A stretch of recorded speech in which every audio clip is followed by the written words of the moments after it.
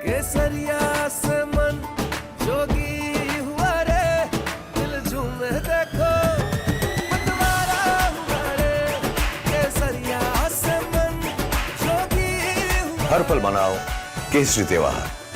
विमल, बोलो जुबान केसरी।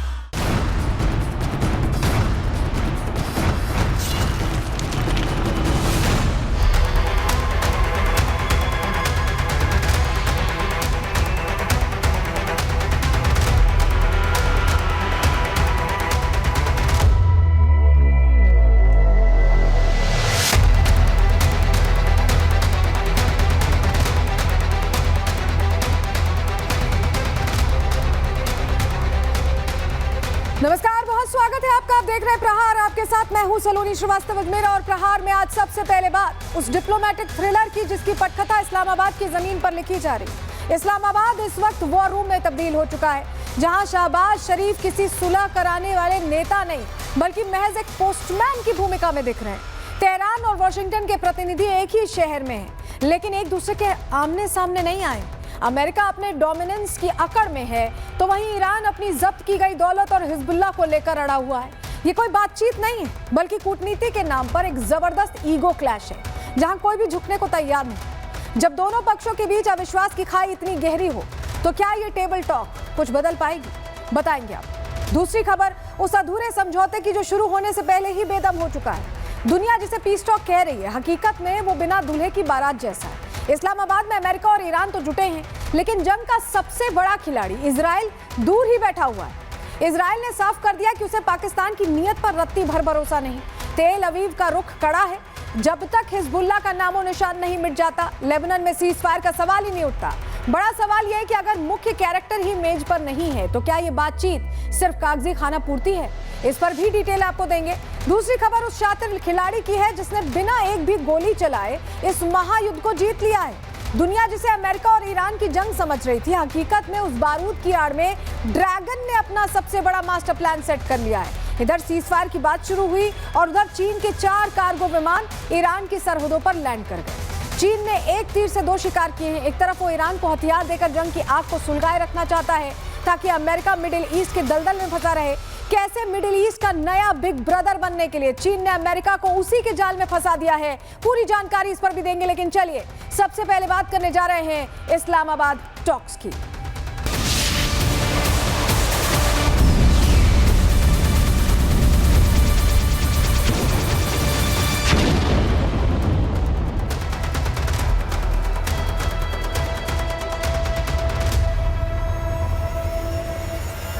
तो चलिए प्रहार में शुरुआत करेंगे आज की सबसे बड़ी खबर के साथ। सीज फायर को लेकर ईरान अमेरिका के लिए जो चर्चा हो रही है, उनके बीच जो चर्चा हो रही है, ये सब देख रहे हैं, लेकिन सबके जहन में यही सवाल है कि क्या ये बातचीत सफल हो पाएगी? क्या ये टेबल टॉक मिडिल ईस्ट में शांति लाएगी या फिर जंग और ज्यादा भड़कने वाली है? क्या है अंदर की खबर? पूरी डिटेल आपको 1 घंटे में मिलने वाली है प्रहार में। लेकिन चलिए सबसे पहले आपको ये बताते हैं कि ये जो टेबल टॉक हो रही है, इसका क्या अंत होने वाला है, क्योंकि बहुत सारे सवाल इसके इर्द गिर्द घूमते हैं। सबसे पहले आपको 2 तस्वीरों के जरिए पूरी कहानी समझाते हैं कि इस वक्त इस्लामाबाद में चल क्या रहा है। तस्वीर आपके सामने रख रहे हैं। देखिए, उपराष्ट्रपति जेडी वेंस को पहले रिसीव किया गया। ये तस्वीर देख रहे हैं, ताज़ा तस्वीरें, क्योंकि अभी दोपहर में ही लैंड हुए हैं जेडी वेंस। और ये रात की तस्वीरें हैं। ये रात की तस्वीरें हम आपको दिखा रहे हैं, जहां आप जान लीजिए कि ईरानी डेलीगेशन भी पहुंचा। JD Vance, Kushner, Steve Witkoff, ये सारे लोग पहुंचे, मुलाकात हो रही है। वहीं ईरानी डेलीगेशन में अरागची हैं, गलीबफ हैं, वो तमाम बड़े चेहरे हैं जिनके साथ बातचीत होकर रास्ता निकालने को कहा जा रहा है। और ये जो तस्वीर हम आपको दिखा रहे हैं, ये जब इस्लामाबाद में पीस टॉक की एक तरह से आधारशिला रखी गई, जब डेलीगेशन पहुंचा इस्लामाबाद में, तो ये तब की तस्वीरें, दोनों के बीच बातचीत चल रही है। आपको बताएं कि बातचीत सिलसिलेवार तरीके से हो रही है। पहले पाकिस्तान को ये बताया गया है ईरान की तरफ से कि उनकी क्या मांगे, उसके बाद अमेरिका का जो प्रतिनिधि पहुंचे हुए हैं जेडी वेंस, उनसे मुलाकात हो रही है। और ये जो मुलाकात है, इसके जरिए आप ये समझ लीजिए कि पाकिस्तान सिर्फ एक पोस्टमैन का काम कर रहा है। इधर से मैसेज ले रहा है, उधर मैसेज पहुंचा रहा है। इसे टेबल टॉक कहना थोड़ा अतिशयोक्ति हो जा रही है ऐसे में, क्योंकि दोनों जो पार्टीज हैं वो एक साथ आमने सामने बैठी नहीं है। तो इसीलिए पीस टॉक को लेकर संशय है, क्योंकि जब आमने सामने बैठकर बात ही नहीं हो रही तो क्या निष्कर्ष निकल भी पाएगा, ये सवाल सभी के जहन में। ऐसा लगता है कि पीस टॉक शुरू होने से पहले ही सवालों में आ गई, क्योंकि ईरान की जो शर्तें हैं वो अमेरिका मानने से इनकार कर रहा है। अब तक इस बातचीत से क्या कुछ सामने आया है, डिटेल ग्राफिक्स के जरिए आपको बताते हैं, जानकारी आपके सामने रखते हैं। देखिए, जो जब्त ईरानी संपत्तियां हैं, ईरान कह रहा है कि उसे रिलीज किया जाए। इसके जवाब में अमेरिका कह रहा है कि फ्रीज संपत्तियों को लेकर कोई बात नहीं करेंगे। अगला पॉइंट जो है इंपॉर्टेंट, वो ये है कि ईरान कह रहा है कि हम इसे गुडविल के तौर पर देखते हैं, लेकिन अमेरिका इसका खंडन कर रहा है कि ऐसा कुछ नहीं होने वाला, कोई जब्त संपत्ति रिलीज नहीं होने वाली। शांति वार्ता के लिए ईरान ने इसे जरूरी बताया, लेकिन अमेरिका एडमेंट है, अड़ा हुआ है और कह रहा है कि डील हमारे अनुसार ही होगी। यानी अड़ियल रवैया अमेरिका का इस बातचीत के दौरान भी बरकरार है। यानी अब ये समझिए कि बातचीत शुरू होने से पहले ही सवालों के घेरे में आ गई है। ईरान की शर्तें किसी भी कीमत पर अमेरिका मानने को तैयार नहीं है। फ्रीज संपत्तियों को लेकर भी बात अटक गई है। ये खुलकर अब मैटर सामने आ गया है। लेकिन आखिर ये फ्रीज संपत्ति का मामला है क्या, जिसको लेकर इस्लामाबाद में तनातनी मची हुई है? इसकी पूरी डिटेल ग्राफिक्स के जरिए आपको देते हैं, जानकारी आपके सामने रखते हैं। देखिए, 2018 में अमेरिका ने ईरान की 6 अरब डॉलर की संपत्ति फ्रीज की थी। अमेरिका ने कतर और दूसरे देशों में और विदेशी बैंकों में जमा ईरानी संपत्ति को फ्रीज कर लिया था। 2023 में इन संपत्तियों को अमेरिका रिलीज करने वाला था। 2023 में इजराइल पर हमले के बाद इसे फिर फ्रीज कर दिया गया। तो अब यही संपत्ति ईरान कह रहा है कि इसे रिलीज किया जाए, लेकिन अमेरिका कह रहा है कि इस पर कोई बात नहीं होगी। इस बातचीत में इतनी शर्तें हैं जिसे मानना अमेरिका के लिए भी मुश्किल है। फ्रीज संपत्तियां तो छोटी बात है, अमेरिका ईरान के परमाणु कार्यक्रम को लेकर भी बिल्कुल सहमत नहीं है और इसी को लेकर ईरान पर हमला हुआ, जिसमें ईरान का दावा है कि कई बच्चों की मौत हुई। उसी से जुड़ी तस्वीर हम आपको दिखा रहे हैं। ईरानी संसद के स्पीकर जो हैं गालिबाफ, उन्होंने इस्लामाबाद पहुंचने के बाद एक्स पर ये वीडियो शेयर किया जो हम आपको दिखा रहे हैं, और इसमें विमान की सीटों पर बच्चों की तस्वीरें लगी हुई हैं, जिनके साथ उनके खून से सने स्कूल बैग है, जूते रखे हुए हैं, फूल भी रखा। और ये बहुत बड़ा मैसेज है, ईरान की तरफ से दिया गया बड़ा मैसेज कि कैसे अल मिनाब स्कूल में जो बच्चे पढ़ने गए थे उन पर अटैक किया गया। ये दुनिया को दिखाने का तरीका है कि कैसे युद्ध ने कितनी बड़ी त्रासदी के तौर पर ये दर्दनाक यादें दी हैं, जो हमेशा देखने पर तकलीफ ही देती हैं।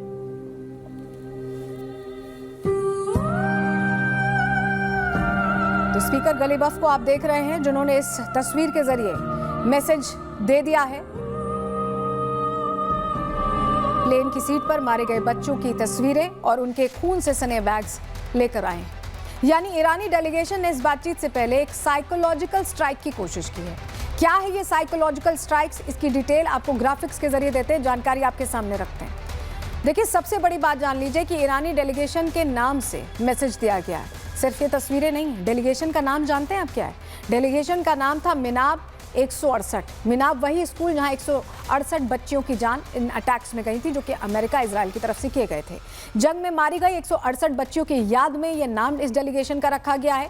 गालिबाफ ने विमान में रखे गए खून से सने स्कूल बैग और जूतों की तस्वीरें जारी की हैं। दुनिया को दिखाया है कि जंग कितनी खौफनाक होती है। जंग का खौफनाक चेहरा दुनिया के सामने एक्सपोज किया है। बातचीत से पहले ही एक मनोवैज्ञानिक दबाव ईरान ने बना दिया है, ये तस्वीरें जारी करके कि ये जो युद्ध है कितनी बड़ी विभीषिका ईरान के लिए लेकर आया है। ईरान के पहले उपराष्ट्रपति ने भी इस पीस टॉक के पहले बड़ी बात कही है। उन्होंने कहा है, सीधे सीधे अपने सोशल मीडिया पर उन्होंने लंबा चौड़ा पोस्ट जारी करके ये कहा है, उन्होंने सीधे बोला है कि अगर हम इस्लामाबाद में अमेरिका फर्स्ट के प्रतिनिधियों के साथ बातचीत करते हैं तो दोनों पक्षों और दुनिया के लिए फायदेमंद समझौते होने की संभावना है, लेकिन अगर हमारा सामना इजराइल फर्स्ट के प्रतिनिधियों से होता है तो कोई समझौता नहीं होगा।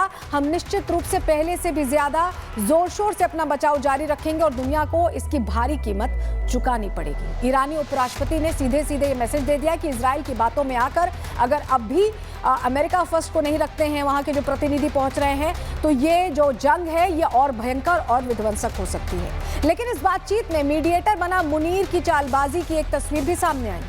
अब आपको उस तस्वीर को दिखाते हैं। तस्वीर आपके सामने रखते हैं। पाकिस्तानी आर्मी चीफ आसिम मुनीर शुक्रवार रात ईरानी डेलीगेशन को जब रिसीव करने के लिए एयरपोर्ट पहुंचा तो इस दौरान मुनीर मिलिट्री यूनिफॉर्म में नजर आया। आप देखिए तस्वीर में हम आपको हाईलाइट करके दिखा रहे हैं। जबकि अमेरिकी उपराष्ट्रपति वेंस को रिसीव करने पाकिस्तानी आर्मी चीफ आसिम मुनीर, विदेश मंत्री इशाक डार और मोहसिन नकवी पहुंचे। और मुनीर इस दौरान जब लेने पहुंचे वेंस को तो वो सूटेड बूटेड नजर आए। ये दो तस्वीर आप देख रहे हैं। मुनीर का ये बहरूपिया वाला अंदाज आखिर क्यों था? आखिर शांति वार्ता में ये दो अलग अलग तरहों से ड्रेसअप होके क्या कोई मैसेज देने की कोशिश की गई है? ये सवाल अगर आपके मन में है तो इस सवाल का जवाब आपको आगे देंगे, लेकिन तस्वीर पे गौर फरमाइए। ईरानी डेलीगेशन से मिलने मिलिट्री यूनिफॉर्म में और जेडी वेंस का स्वागत करने सूटेड बूटेड होकर पहुंचा मुनीर। क्या वजह है इसके पीछे? चलिए अंदर की जानकारी इस पर दे देते हैं, ग्राफिक्स के जरिए पूरी डिटेल देते हैं। देखिए, मुनीर अपनी चालाकी दिखा रहा था। कैसे दिखा रहा था? ग्राफिक्स के जरिए जान लीजिए। दरअसल शहबाज की जगह मुनीर ने विदेशी डेलीगेशन का स्वागत किया। सबसे पहले तो जो प्रधानमंत्री थे उनकी जगह ये पहुंच गए। ईरानी डेलीगेशन ने मुलाकात के लिए जंग वाली यूनिफॉर्म में देखा गया है मुनीर को, और मुनीर ने दरअसल ईरान के सामने ताकत दिखाने की कोशिश की है। यूनिफॉर्म में पहुंचकर सीधे सीधे ये दिखाने की कोशिश की कि हम आपके साथ सीमा शेयर करते हैं और हम आपके साथ हर मोर्चे पर अभी बातचीत तो कर रहे हैं लेकिन लड़ने के लिए तैयार हैं। और अमेरिका के लिए मुनीर का अंदाज बदल गया। सूट बूट पहनकर पहुंचा मुनीर।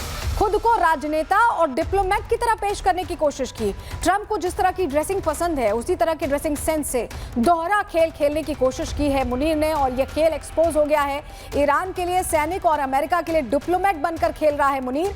खुद को पाकिस्तान का असली बॉस दिखाने की भी कोशिश मुनीर ने इस वार्ता के दौरान की है। वहीं मुनीर का एक और डबल गेम देखिए। मुनीर ने रेड जोन में विदेशी पत्रकारों की एंट्री पर पूरी तरह रोक लगा दी। पहले तो मुनीर की ओर से कहा गया कि सभी का स्वागत है, जो भी विदेशी पत्रकार आएगा उसे वीजा ऑन अराइवल मिलेगा। बाकायदा इशाक डार ने, विदेश मंत्री जो इनके, उसे लंबा चौड़ा ट्वीट किया और कहा कि विदेशी पत्रकारों का स्वागत है। लेकिन जहां बैठक हो रही है वहां पत्रकारों को जाने से रोक दिया गया, रेड जोन बना दिया गया, वहां जाने ही नहीं दिया जा रहा और उन्हें एक जिन्ना सेंटर है वहां तक सीमित कर दिया गया है और वहां से ही कहा जा रहा है कि आप वहां से रिपोर्ट करिए, जबकि पाकिस्तानी पत्रकारों को अंदर तक जाने की इजाजत है। इसके पीछे की कहानी दरअसल ऐसी लगती है कि पाकिस्तान नहीं चाहता कि वहां क्या हो रहा है, अगर उनके खिलाफ कुछ जा रहा है तो वो ग्लोबल मीडिया में आए। और यही वजह है कि एक तरह से पहले ही ग्लोबल मीडिया को बाहर रोककर खाली पाकिस्तानी पत्रकारों को तो ये सेट कर सकते हैं लेकिन ग्लोबल मीडिया को शायद ना सेट कर पाए, और यही वजह है कि उन्हें जिन्ना सेंटर तक ही रोक दिया गया है। अब किस तरह से खुद पाकिस्तानी पत्रकार पाकिस्तान की पोल खोल रहे हैं, उनकी जुबानी आपको सुनाने जा रहे हैं, ध्यान से सुनिएगा। सुनिए। इसको जेल भेज दें, इससे रिकवरी करें, इसकी जायदाद जब्त करें। पाकिस्तान में ऐसी मिसाल मुझे तो नहीं नजर आती। दूसरी मेरी गुजारिश ये है कि जब पाकिस्तान ही कॉम्प्रोमाइज्ड है भीख मांगने की बुनियाद पर, तो लीडरशिप की क्या बात आप करेंगे? पाकिस्तान में अमेरिका की मर्जी के बगैर हुकूमत नहीं बनती।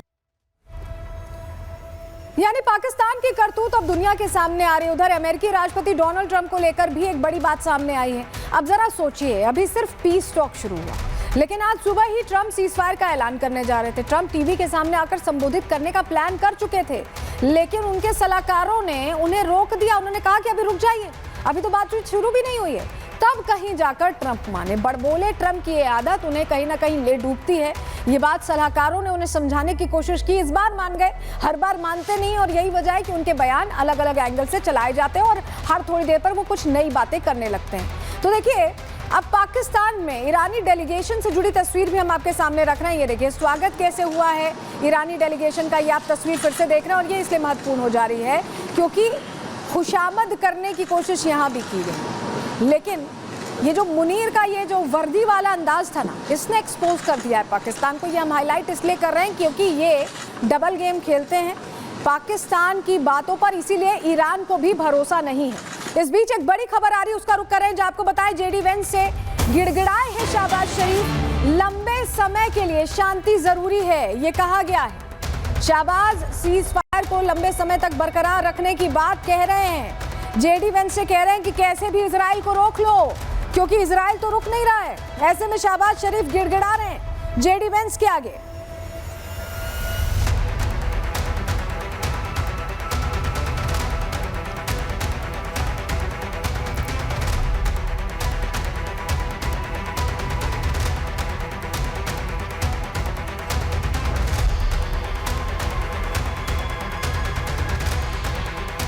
तो अब आप समझ जाइए जेडी वेंस से गिड़गिड़ा रहे हैं शहबाज शरीफ, क्योंकि उनकी मजबूरी है, वो मध्यस्थता करवा रहे हैं। उनकी नाक किस तरह से कट सकती है इसका पूरा अंदाजा है उन्हें, और ऐसे में अब वो कह रहे हैं कि बस किसी तरह सीज फायर लंबा चले, जिससे थोड़ी बहुत जो अभी चीजें सेट हुई हैं वो सेट रहे। लेकिन अब सीज फायर का देखिए क्या फाइनल कंक्लूजन निकलेगा, तो ये तो वक्त ही बताएगा, क्योंकि आज ही भर की बातचीत हो रही है और अभी कुछ तय हुआ नहीं है। लेकिन इस टेबल टॉक में एक मेन प्लेयर इजराइल मौजूद नहीं, आपने नोटिस किया होगा। यानी आप ये समझिए कि अमेरिका ने इजराइल के साथ मिलकर युद्ध शुरू किया, ये पूरी दुनिया ने देखा। ईरान के बड़े बड़े सेंटर्स तबाह किए, लेकिन सीज फायर, जब बात सीज फायर की आई तब इजराइल को ही नहीं शामिल किया गया। इजराइल का कोई प्रतिनिधि पाकिस्तान नहीं पहुंचा। मैंने आपको नहीं बताया ना, अब इसके क्या मायने? क्या इजराइल समझौता नहीं करना चाहता या वजह कुछ और है? पूरी डिटेल आपको इस सेगमेंट में लेने जा रहे हैं, लेकिन सबसे पहले आपको जरा हम तस्वीरों के जरिए पूरी जानकारी देंगे, क्योंकि देखिए इजराइल का ना आना बहुत कुछ बताता है। इसके पीछे की एक कहानी है, कहानी इस कदर लंबी है कि जिसने अमेरिका को उलझा दिया है। सबसे पहले आपको लेबनान की तस्वीरें देखनी चाहिए इस कहानी को समझने के लिए। ये इजरायली एयर स्ट्राइक की तस्वीर हम आपके सामने अब रखने जा रहे हैं, क्योंकि साउदर्न लेबनान से तस्वीरें आई हैं। ये देखिए, ये इजरायली स्ट्राइक की तस्वीरें हैं, जहां जिफ्ता शहर में एक के बाद एक कई विस्फोट हुए, जिसके बाद पूरा शहर धुआं हो गया है। आप इस तस्वीर में देख रहे हैं, और ये तस्वीर बताती है कि भारी नुकसान साउदर्न लेबनान में हुआ है, और लेबनान से रोज ऐसी तस्वीरें आ रही हैं।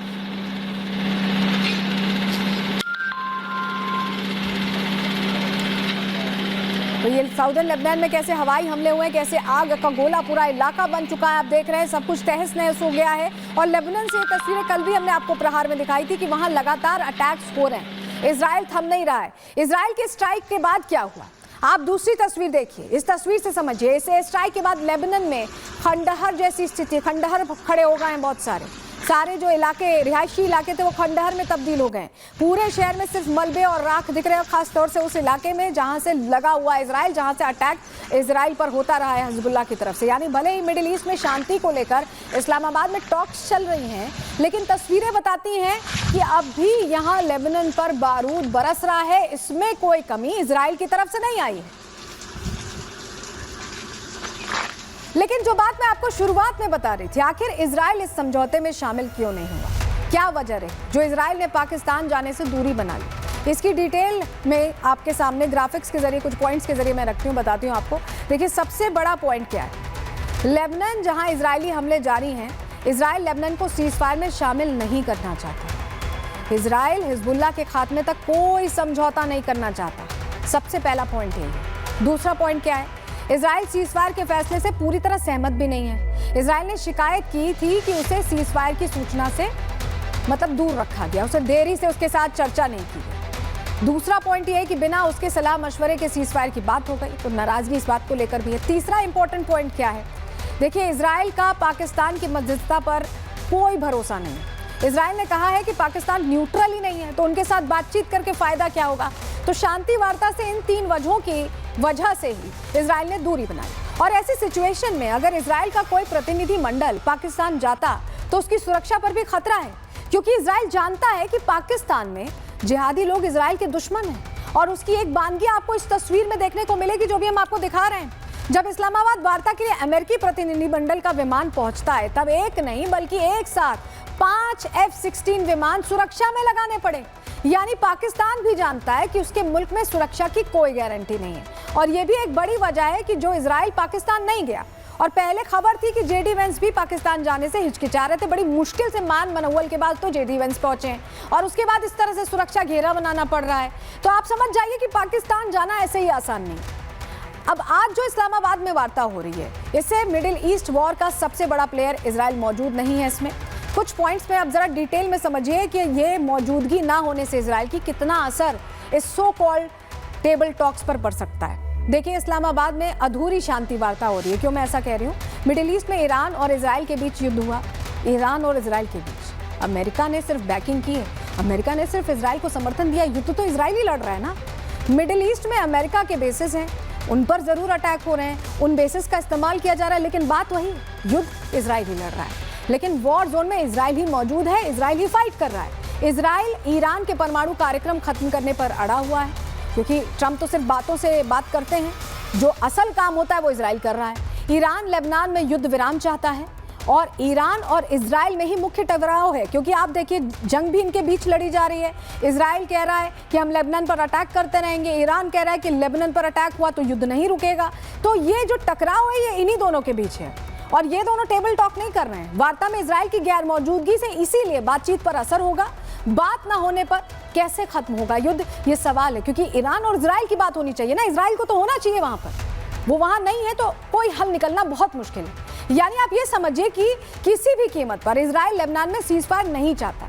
इजराइल का साफ कहना है कि जब तक हिजबुल्लाह पूरी तरह खत्म ना हो जाए तब तक लेबनान में स्ट्राइक जारी रहेगी, क्योंकि ईरान हिजबुल्लाह जैसे प्रॉक्सी के जरिए उस पर हमले करवा रहा है। वो तस्वीरें भी आती रही हैं। यानी मिडिल ईस्ट में तनाव रोकना है तो सबसे जरूरी है इजराइल और लेबनान के बीच जंग रुके, तभी मिडिल ईस्ट में पूरी तरह से शांति आएगी, वरना इस्लामाबाद में हो रही इस बैठक का कोई मतलब नहीं रह जाता, कोई फायदा नहीं।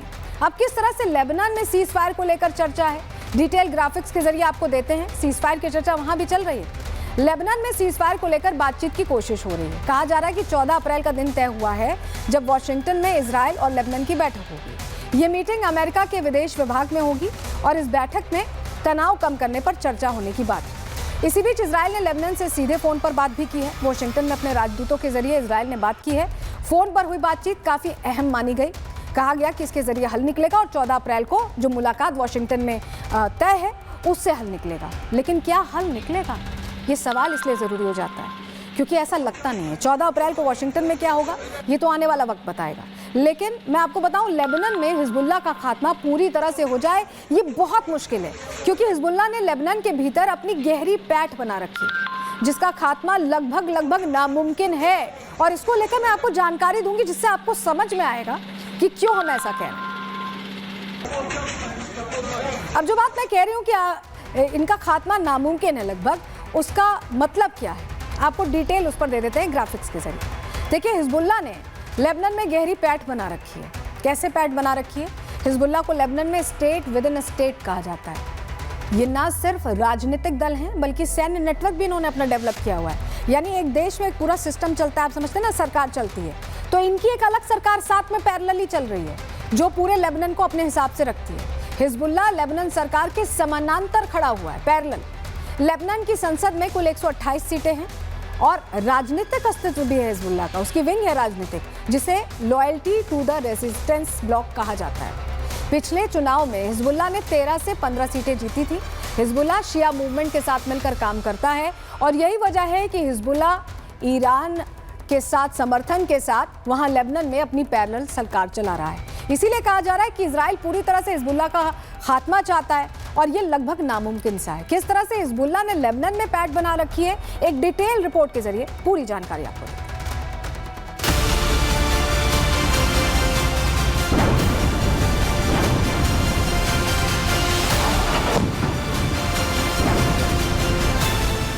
लेबनान दुनिया के नक्शे पर एक खूबसूरत देश, लेकिन ये देश एक ऐसी उलझी हुई पहेली बन चुका है जिसका सिरा किसी को समझ नहीं आ रहा। युद्ध विराम यानी सीज फायर की बातें हो रही हैं, लेकिन इजराइल के लड़ाकू विमान आज भी लेबनान के आसमान पर मंडरा रहे हैं। वजह साफ है, इजराइल लेबनान की सेना से नहीं बल्कि उस संगठन से लड़ रहा है जो वहां लेबनान की सरकार से भी ज्यादा ताकतवर है, जिसे दुनिया state with in a state कहती है। मतलब सत्ता के अंदर दूसरी सत्ता, और सत्ता का नाम है हिजबुल्लाह। कहने को लेबनान की अपनी सरकार है, अपनी आर्मी, लेकिन सच तो यह है कि वहां पत्ता भी हिजबुल्लाह की मर्जी के बिना नहीं हिलता। हिजबुल्लाह लेबनान के सरकारी तंत्र के साथ साथ अपनी एक पूरी समानांतर सरकार यानी पैरेलल गवर्नमेंट चलाता है। जहां लेबनानी सरकार बुनियादी सुविधाएं देने में फेल हो जाती है, वहां हिजबुल्लाह के अपने स्कूल, अस्पताल और क्लिनिक काम करते हैं। गरीब शिया परिवारों के लिए हिजबुल्लाह ही उनकी सरकार है, उनका मसीहा है। डेफिनेटली लेबनान का एक बड़ा ग्रुप है, ऑर्गेनाइज ग्रुप है, मिलिटेंसी उनके अंदर टोटल है, आर्टिलरी है उनके पास, टैंक्स हैं, मिसाइल्स हैं, रॉकेट्स हैं, लड़ाके हैं सो कॉल्ड, बट अपने आप में वो लेबनान आर्मी नहीं है ऑफिशियली।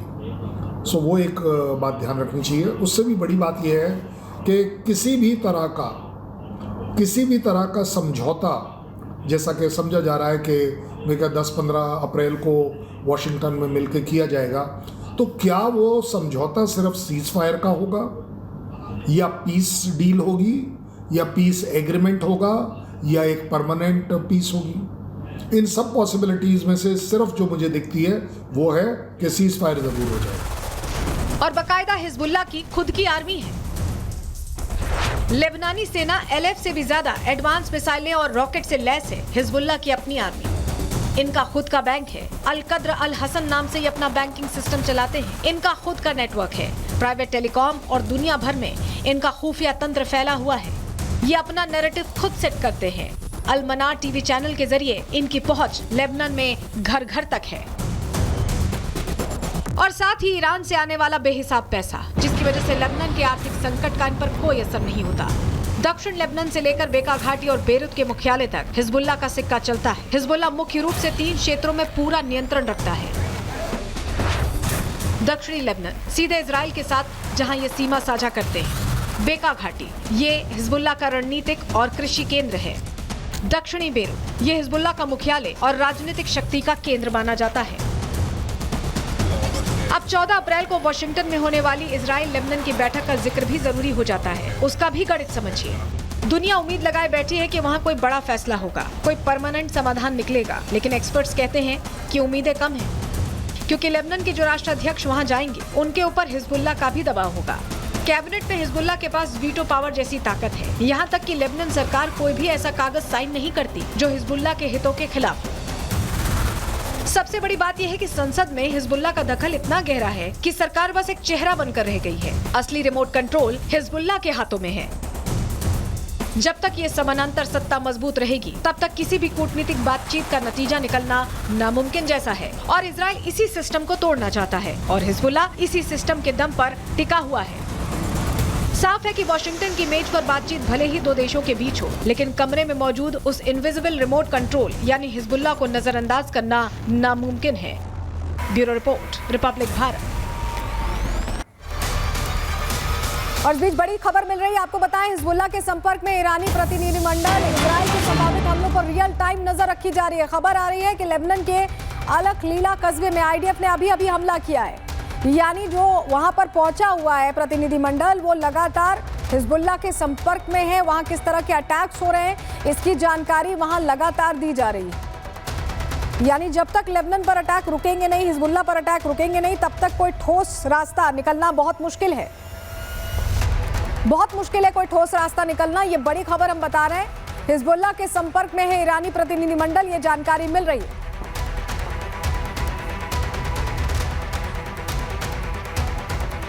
तो देखिए, हिजबुल्लाह ने लेबनान में पैठ बना रखी है, यानी उसके गोले बारूद इजराइल पर चलते रहेंगे। उधर शांति वार्ता के बीच मिडिल ईस्ट में जंग की अपनी तैयारी भी शुरू हो चुकी है। आप सोच रहे होंगे शांति वार्ता के दौरान तैयारी कैसी हो रही, तो आपको बताएं ईरान, इजराइल और अमेरिका तीनों ने सीज फायर के बीच बहुत बड़ी जंग की तैयारी शुरू कर दी है। मतलब आप ये समझिए कि एक तरफ इस्लामाबाद में बात चल रही है, वहीं दूसरी तरफ जंग के हथियार मैदान में उतारने से पहले उनके जखीरे अब अनलोड किए जा रहे हैं। आपको जरा तस्वीर के जरिए हम बताते हैं कि कैसे ये बड़ी तैयारी चल रही है। हम ऐसा क्यों कह रहे हैं, क्योंकि आप समझिए इसके जरिए एक बड़ा मैसेज देने की कोशिश है कि अगर जंग फिर से शुरू होती है तो कोई भी ऐसा नहीं है जिसने तैयारी ना की। आपको जरा तस्वीर पहले अमेरिका की दिखा रहे हैं। अमेरिका ने जंगी हथियार निकाले, अपने हथियारों की तैनाती बताया जा रहा है कि मिडिल ईस्ट में बढ़ा दी है। रिपोर्ट्स में दावा किया गया है कि अमेरिका ने 18 थंडरबोल्ट और सैनिक अपने उतार दिए। आप जरा तस्वीर देखिए।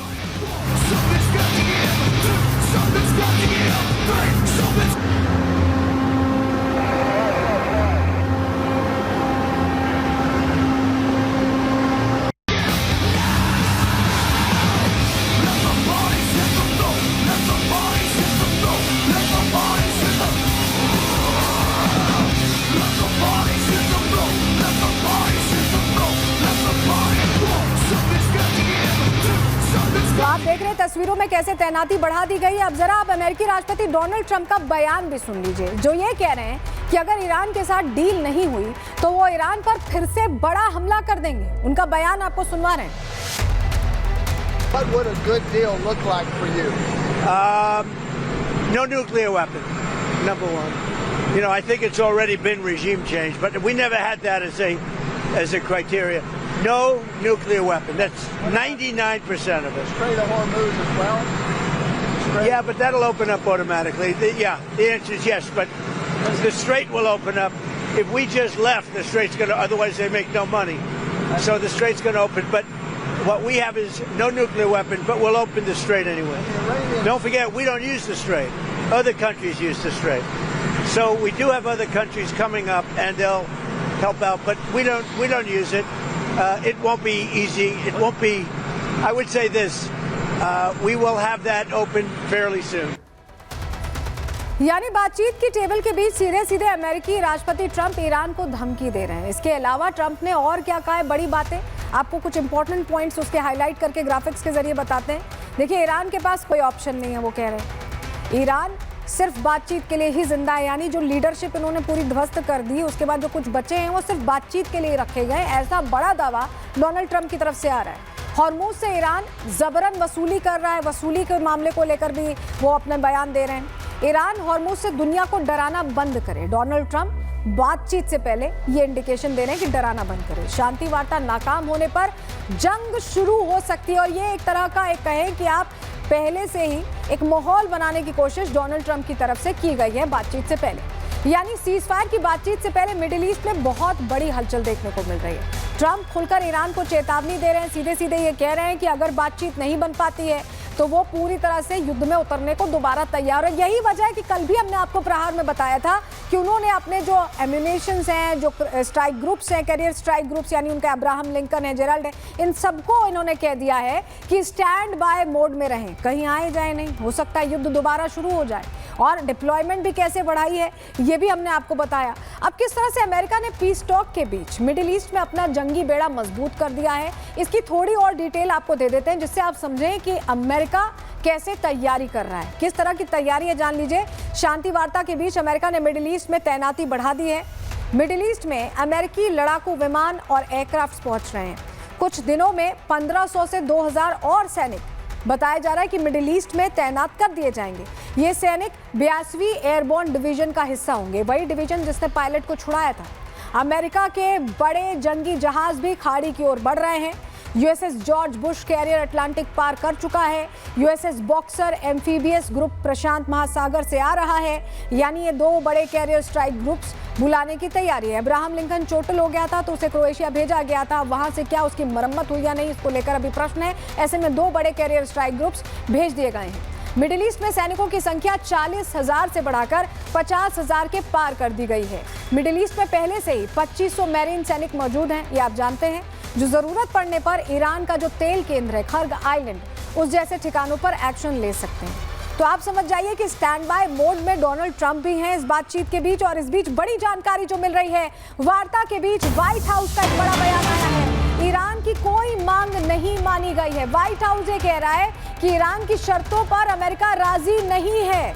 ये बड़ी खबर हम आपको बता रहे हैं, शर्तों पर अमेरिका ने हामी नहीं भरी है, ये बड़ी बात कही जा रही है। यानी बातचीत जो चल रही है उसका अभी कोई बहुत पॉजिटिव रिजल्ट होता दिखाई नहीं दे रहा है, क्योंकि ईरान की जो शर्तें हैं उस पर वो राजी नहीं है, अमेरिका राजी नहीं है, ये उनकी तरफ से कहा जा रहा है। और देखिए, शर्तें भी पहुंचा कौन रहा है, पोस्टमैन की तरफ शाहबाज पहुंचा रहे हैं। आमने सामने तो बात हो ही नहीं रही कि कोई निष्कर्ष निकल पाए। इसीलिए हम कह रहे हैं डायरेक्ट टॉक नहीं है, 1-to-1 टॉक नहीं है, इनडायरेक्ट टॉक है, जिसका कोई फायदा होता नजर नहीं आ रहा। और उसके देखिए रुझान आने लगे हैं, क्योंकि ईरान की कोई मांग नहीं मानी गई है, ये व्हाइट हाउस कह रहा है।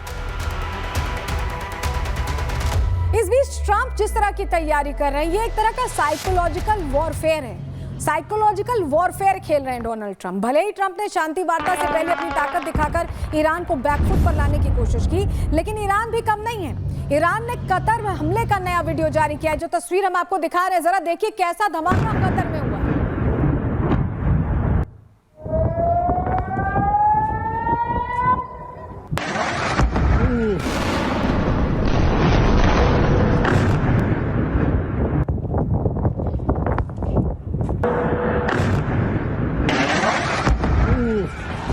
तस्वीरें जो आप देख रहे हैं, दरअसल ये इंडस्ट्रियल एरिया, आप देखिए, आपको इंडस्ट्रीज वहां पे दिखाई दे रही होंगी और उन्हें निशाना बनाया जा रहा है। कतर में ये हमले हुए हैं और ये वीडियो बाकायदा जारी किया गया है। तो ईरान भी जैसे बड़े स्तर पर जैसे तैयारी कर रहा है अमेरिका, ये मार्च में हमले का एक पूरा कंपाइल्ड वीडियो, यानी एक बड़ा एक क्लिप जारी किया गया, जिसके जरिए बताने की कोशिश की गई है कि यूएस के जहां जहां बेसेस मौजूद है वहां किस तरह की तबाही ईरान ने भी मचाई है। और अब दूसरा वीडियो भी आपको दिखाते हैं। दूसरा वीडियो भी कतर का ही है, जहां पर ईरान ने अमेरिकी बेस को नुकसान पहुंचाया। इस तस्वीर में आप देखिए, अमेरिकी बेसेस जहां जहां हैं उन्हें भारी नुकसान पहुंचाकर अब उनका फुटेज कैसे जारी किया जा रहा है।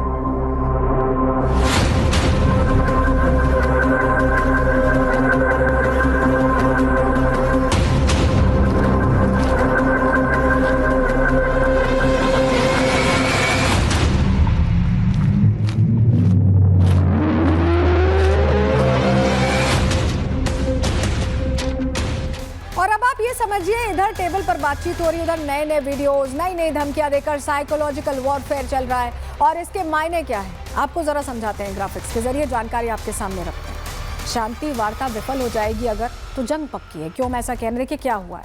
ईरान ने कतर में रास लफान पर हमले का वीडियो जारी किया और इस वीडियो में मिसाइलों की तबाही दिखाई गई, कैसे तबाही मची है। इसके मायने क्या है ये वीडियो जारी करने के इस समय?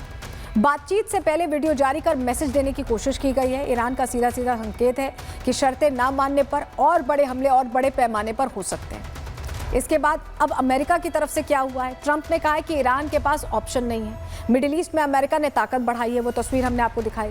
इसके मायने क्या है वो समझ लीजिए। अमेरिका अपनी शर्तों पर डील चाहता है, डील ना होने पर युद्ध शुरू हो सकता है। तो ये दोनों ही तरफ से चल रहा है, ईरान की तरफ से भी और अमेरिका की तरफ से भी। तैयारी के तौर पर आप इसे देख और समझ सकते हैं। यानी आप ये समझिए कि 15 दिनों के सीज फायर के बीच दोनों ही देश अपनी अपनी तैयारी में जुट गए हैं। और अब उसका एक और एग्जाम्पल आपको इन दो तस्वीरों के जरिए हम दिखाते हैं।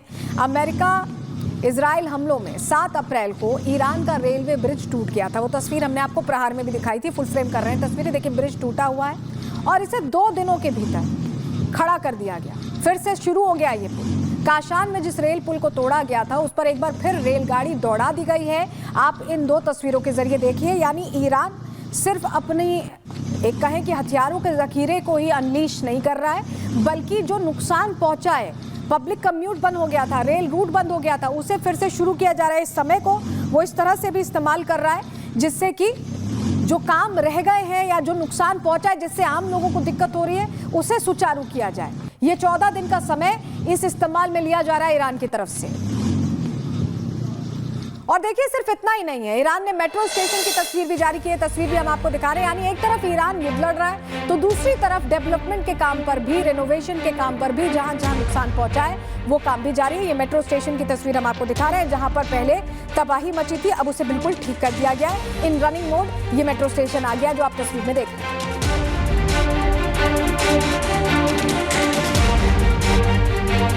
और देखिए, ईरान ने वॉर की तैयारी डबल कर दी है, इसलिए यह भी कहा जा रहा है कि इस युद्ध में ईरान को बूस्ट करने का काम किया ईरान के लोगों ने।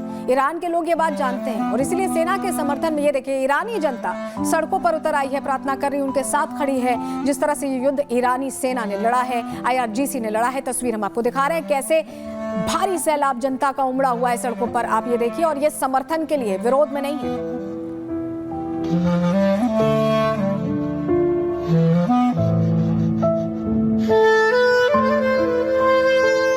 और इसी बीच ईरान से खुफिया रिपोर्ट आई है जिसने अमेरिका की चिंता बढ़ा दी है। अब इस रिपोर्ट में ऐसा क्या है, चलिए ग्राफिक्स के जरिए आपके सारे सामने जानकारी रखने जा रहे हैं, सारी डिटेल आपको देते हैं। जमीन के अंदर ईरान के घातक हथियार अब अनलीश हो रहे हैं, तैयार हो गए हैं। ईरान को लेकर अमेरिकी खुफिया रिपोर्ट ये दावा कर रही है, हम नहीं कह रहे हैं। ईरान के पास अब भी हजारों बैलिस्टिक मिसाइलें मौजूद हैं, ये रिपोर्ट में दावा किया गया। और ये रिपोर्ट जरूर चिंता बढ़ा रही होगी अमेरिका की, ट्रंप की। ईरान के पास कम और मध्यम दूरी की बैलिस्टिक मिसाइलें मौजूद हैं। ईरान ने बंकर के नीचे इन्हें छिपा कर रखा था, अब इन्हें बाहर निकाल रहे हैं और किसी भी वक्त रेडी टू फायर मोड में तैनात की जा सकती हैं मिसाइलें इजराइल और अमेरिकी ठिकानों तक मार करने में सक्षम है। तो आप समझ जाइए, तैयारी ईरान की भी बड़ी चल रही है। इस बीच हॉर्मूज को लेकर एक खबर आई है जिसने फिर से अमेरिका को सकते में डाल दिया है और बाकी दुनिया की टेंशन भी बढ़ा दी है। हॉर्मूज की लहरों के नीचे छिपा ईरान का अपना ही बारूद अब उसी के गले की फांस बन चुका है। तेहरान चाहकर भी ग्लोबल सप्लाई चेन को खोल नहीं पा रहा है। क्या वजह इसके पीछे आपको बताएंगे, क्योंकि अब हॉर्मूज के जहाजों के लिए ऐसा हो गया है कि जैसे कोई सुसाइड मिशन पर जाना चाहे तो हॉर्मूज पर जाए। हॉर्मूज के इस खूनी जाल की कहानी क्या है, इस रिपोर्ट से समझिए।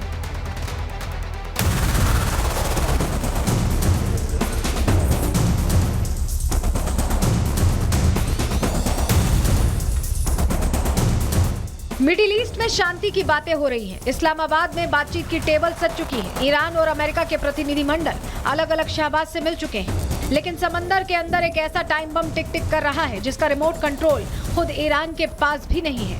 हॉर्मूज, जिसे दुनिया की ऊर्जा लाइफलाइन कहा जाता है, वहां पहले ही जहाजों के लिए मौत का जाल बिछ चुका है और अब दावे किए जा रहे हैं कि ईरान अब चाहकर भी हॉर्मूज को पूरी तरह नहीं खोल पा रहा है। अमेरिकी अधिकारियों ने सनसनीखेज खुलासा किया है कि पिछले महीने जंग के दौरान ईरान ने हॉर्मूज में हजारों सी माइन यानी समुद्री बारूद बिछाया था, लेकिन ये काम इतनी अफरा तफरी में हुआ कि ईरान खुद भूल गया है कि उसने ये माइंस कहां लगाए थे, जिसका न कोई रिकॉर्ड है और न ही कोई सटीक लोकेशन। ऊपर से समुद्री लहरों ने इन माइंस को उनकी जगह से खसका दिया है। अब माइंस हटाने की टेक्नोलॉजी ईरान के पास तो है नहीं, इसके लिए भी ईरान को मदद लेनी पड़ेगी। यानी अब हॉर्मूज का पानी एक ऐसा ट्रैप है जहां कब कौन सा जहाज बारूद से टकराकर राख हो जाए कोई नहीं जानता। ईरान के विदेश मंत्री अब्बास अराक्ची ने भी माना है कि तकनीकी सीमाओं की वजह से हॉर्मूज को धीरे धीरे खोला जाएगा, लेकिन दुनिया की टेंशन ये है कि क्या ये तकनीकी सीमा है या ईरान की कोई नई चाल। इधर डोनाल्ड ट्रंप ने अपना रुख साफ कर दिया है। ट्रंप का कहना है कि उन्हें हॉर्मूज की फिक्र नहीं है क्योंकि अमेरिका उसका इस्तेमाल नहीं करता, लेकिन वो इसे जल्द खुलवा देंगे। Other countries use the strait, so we do have other countries coming up and they'll help out, but we don't use it. It won't be easy. It won't be. I would say this: we will have that open fairly soon. हकीकत यह है कि जब तक एक एक mine को पानी से बाहर नहीं निकाला जाता, तब तक हॉर्मूज से गुजरने वाला हर टैंकर एक सुसाइड मिशन पर होगा। एक तरफ ईरान मिसाइलें दिखाकर डरा रहा है, दूसरी तरफ समंदर के नीचे छिपा उसका अपना बारूद अब उसके गले की फांस बन गया है। Bureau report, Republic Bharat. और इस बीच पाकिस्तान से तस्वीरें आ रही हैं, आपके सामने तस्वीर रख रहे हैं ईरानी डेलीगेशन से। देखिए, शहबाज शरीफ की मुलाकात आप देख रहे हैं। आप खास बात देख रहे हैं, ये जो तस्वीरें आ रही हैं इसमें आमने सामने बैठे अमेरिका और ईरान आपको नजर नहीं आएंगे, लेकिन तस्वीर उस पोस्टमैन के साथ दिखा रहे हैं जो सारी जानकारियां इधर से उधर पहुंचा रहा है। मुनीर भी आपको दिख रहा है, दूसरा पोस्टमैन जो तस्वीर में हाईलाइट हो रहा है। अराक्ची बैठे हुए हैं, गलीबफ बैठे हुए हैं, इशाक डार भी नजर आ रहे हैं तीसरे पोस्टमैन के तौर पर। ये तीनों पोस्टमैन्स बातें लेते हैं और उसके बाद दूसरे डेलीगेशन के पास पहुंचाते हैं। आपको ये तस्वीर हम दिखा रहे हैं, ईरानी डेलीगेशन से मुलाकात करते हैं शहबाज शरीफ, मुनीर, इशाक डार की। अराक्ची, गलीबफ आपको नजर आ रहे हैं और भी चेहरे पहुंचे हुए हैं। 71 लोगों का डेलीगेशन है जो पहुंचा हुआ है और 300 लोगों का डेलीगेशन यूएस की तरफ से पहुंचा है। लेकिन ये जो प्रमुख चेहरे हैं इनसे मुलाकात हो रही है, अब इनसे ये सारी बातें लेते हैं और उसके बाद अमेरिका के पास जाते हैं। यही सूचनाओं का आदान प्रदान करने का काम कुरियर बॉय की तरह कर रहे हैं और जिसका कोई बहुत असर होता नहीं दिखाई दे रहा। तो एक तरफ अमेरिका मिडिल ईस्ट में उलझा हुआ है, हम देख रहे हैं युद्ध वाली बात चल रही, उधर शांति वार्ता चल रही। दूसरी तरफ चाइना ने अपनी अलग प्लानिंग शुरू कर दी। इस युद्ध का अगर कोई सबसे ज्यादा फायदा उठा पाया है तो वो है चाइना। और ये बात हम क्यों कह रहे हैं, इसकी पूरी डिटेल आपको देंगे, इसके पक्के सबूत मौजूद हैं, पूरी जानकारी हम आपको देंगे। लेकिन सबसे पहले जरा तस्वीर दिखा देते हैं आपको। सीज फायर टॉक हो रही है, आप देख रहे हैं, अभी हमने आपको तस्वीर दिखाई ना। उधर चीन ने अपने जहाज ईरान के हवाई क्षेत्र के बिल्कुल करीब भेज दिए हैं। बताया गया कि 4 कार्गोज हैं, 4 चाइना के कार्गोज पहुंच गए हैं, ईरान के करीब दिखाई दिए। अब करीब दिखाई दिए तो ये इत्तेफाक तो हो नहीं सकता। कार्गो विमान है तो हो सकता है हथियार पहुंचे हो, रसद पहुंचा हो, बहुत सारी चीजें हैं। 4 बड़े कार्गो विमान स्पॉट किए गए। तो चीन उधर शांति वार्ता में मेन की रोल भी प्ले कर रहा है, उधर चिंगारी भी लगा रहा है। आप समझ रहे हैं अब चीन किस तरह से अपनी चालबाजी कर रहा है। इसकी डिटेल आपको ग्राफिक्स के जरिए देते हैं, बताते हैं आपको। देखिए, चीन डिफेंस सिस्टम ईरान भेजने की तैयारी कर रहा था, जिसकी रिपोर्ट्स के जरिए खुलासा हुआ है और अगले कुछ हफ्तों में ईरान को नया डिफेंस सिस्टम भेज सकता है। कंधे से दागा जाने वाला एंटी एयर मिसाइल सिस्टम हो सकता है इन कार्गो विमानों में वही हो जिन्हें मैनपैड्स के नाम से भी जाना जाता है। और ये सिस्टम युद्ध के दौरान अमेरिकी सैन्य विमान के लिए खतरा बन गए हैं। मैनपैड से F-15 गिराया गया था अमेरिका का। युद्ध विराम टूटने पर इस डिफेंस सिस्टम का काम बढ़ जाएगा, इसलिए चाइना ने सप्लाई लग रहा है शुरू कर दी है। चीन इन हथियारों को तीसरे देश के जरिए ईरान पहुंचा रहा है, जिससे चीन की चाल के बारे में किसी को पता न चले। चीन इंटरनेशनल दबाव और प्रतिबंधों से भी बचना चाहता है, ऐसे में चुपके चुपके मदद पहुंचा रहा है। और कैसे चीन इस युद्ध के दौरान बड़ा हो गया है, अपना कद, वैश्विक कद बढ़ा लिया है, इस रिपोर्ट से समझिए।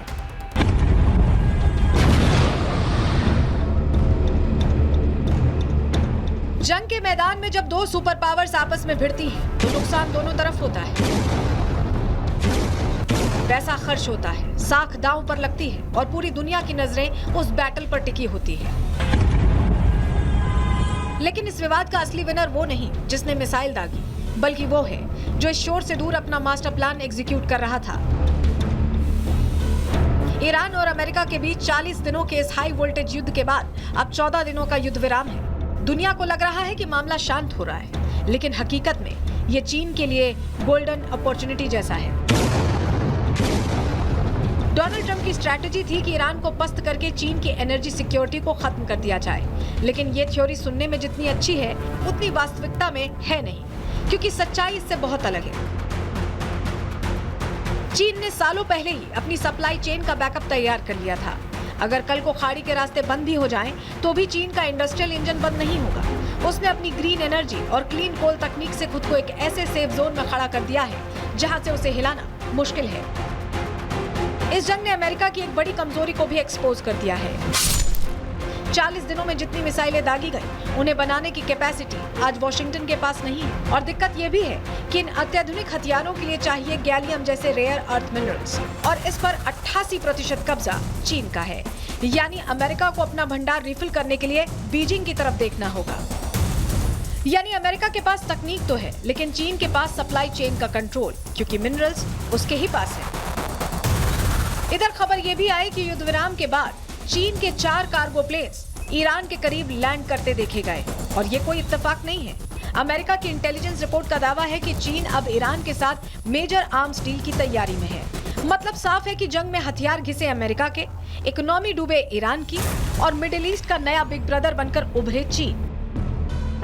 ट्रंप भले ही मेक अमेरिका ग्रेट अगेन का नारा दें, लेकिन इस जंग के बाद जो वर्ल्ड ऑर्डर बन रहा है उसमें बढ़त चीन के पास है, क्योंकि बिना एक भी गोली चलाए चीन इस क्राइसिस का सबसे बड़ा बेनिफिशियरी बन चुका है। सुपर पावर की धमक दिखाने वाला अमेरिका अब इस रेस में बहुत पिछड़ चुका है। Bureau report, Republic Bharat. और यहाँ रिपब्लिक भारत पर वक्त हो गया एक छोटे से ब्रेक का। कहीं मत जाइए, ब्रेक के बाद लेकर आ रहे हैं कुछ और खबरें, बने रहिए हमारे साथ।